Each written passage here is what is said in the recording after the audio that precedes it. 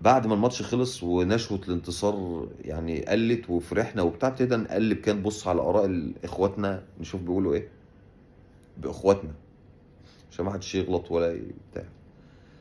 فانا لقيت بقى كل التعليقات او نسبة كبيرة من التعليقات: الفرقة الفاضية دي تكسبنا، ده احنا اتغلبنا عشان خاطر ما عندناش مدرب، ده احنا اتغلبنا عشان خاطر احنا استهترنا، ده احنا ضيعنا ماتش سهل، ده احنا مفيش حد قال ان احنا اتغلبنا عشان الاهلي كان احسن.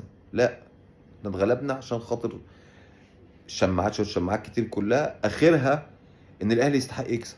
حضرتك انت اتغلبت، مش الاهلي فرقه فاضيه، اللي الفرقه الفاضيه دي غلبتك. انت بتلعب من غير مدرب، انا اعمل لك اجيب لك مدرب؟ يعني انا اللي اخترت لك المدرب؟ دي مشكلتي. ثم حضرتك الفرقه الفاضيه دي بقى اللي انت بتتكلم عنها دي، وهي لعيبتها في ربع مستواها، كسبتك. يعني هي احسن منك وهي في ربع مستواها، مش كسبتك بس. معلش يعني، سواء بقى انت كنت وحش، ما انت بتلعب من غير مدرب، بتلعب من غير لعيبه، مش موضوعنا.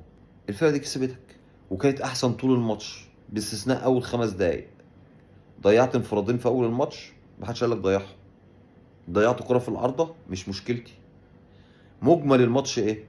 انت حضرتك مهزوم من فرقة في اقل مستوياتها، من لعيبة مش في ربع مستواها. فانت احترامك للفرقه دي احترام لنفسك. يعني انا لما اقول ان الاهلي فرقه جامده وفرقه كويسه وانا تستحق المكسب، انا بعلي من نفسي، لان اللي كسباني اللي كسبني فرقه جامده، الاهلي. انما لما اقول ده فرقه فاضيه، فالفرقه الفاضيه دي عملت فيك كده في الملعب. على فكره انت ما كنتش ند، يعني كنت فاهم ان انت كنت ند؟ لا يا صاحبي، انت ما كنتش ند خالص. انت كنت عباره عن 11 قمع في الملعب، لعب 5 دقايق. يعني 5 دقايق انت لعبت في الماتش كله، لو جمعت اللعب بتاعك كله ما يكملش 10 دقايق. الفتره اللي جه فيها الانفرادين وشويه تهبيل كده في النص، لو جمعتهم كلهم مش هتلاقيهم 10 دقايق، ربع ساعه بالكتير. وبقيه الماتش 75 دقيقه وان سايد جيم، بيلعب نفسه، بيلعب اقماع في الملعب. ما ينفعش تقول عليه فرقه فاضيه، لان لو الاهلي فرقه فاضيه انت ايه؟